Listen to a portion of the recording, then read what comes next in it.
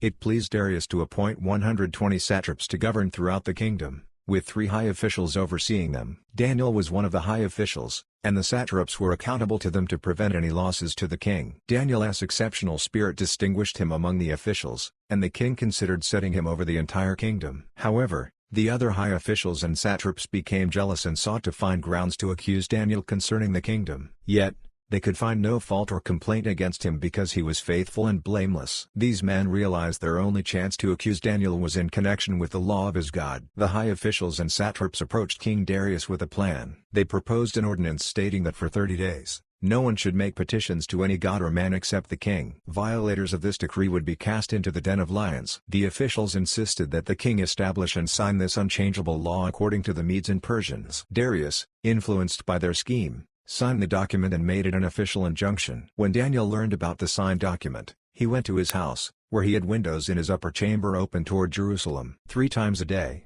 as he had always done, he knelt down, prayed, and gave thanks to his God. The jealous man found Daniel praying and making pleas before his God, just as they had anticipated. They reminded the king of the injunction, stating that Daniel paid no attention to it and continued his prayers 3 times a day. Distressed upon hearing this, the king desired to rescue Daniel and worked tirelessly until sunset to find a way to save him. The officials approached the king again, reminding him that the laws of the Medes and Persians could not be changed. Consequently, the king ordered Daniel to be cast into the den of lions. Before doing so, the king expressed his hope that Daniel's God, whom he served continually, would deliver him. The mouth of the den was sealed with a stone and the king's signet, ensuring that no changes could be made regarding Daniel's fate. The king spent the night fasting and sleepless, filled with worry. At daybreak, the king hurried to the den of lions and called out to Daniel in anguish, asking if his God had been able to deliver him from the lions. Daniel responded, praising the king and affirming that his God had sent an angel to shut the lions' mouths,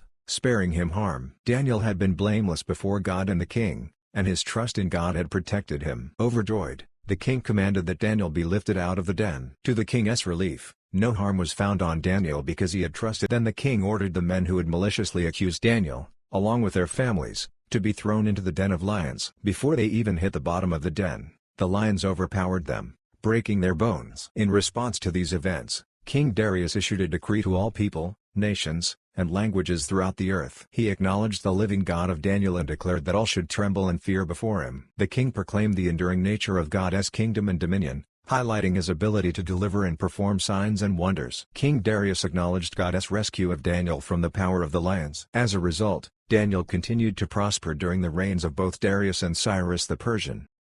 Of the Bible channel. Thank you for watching. Kindly subscribe for more.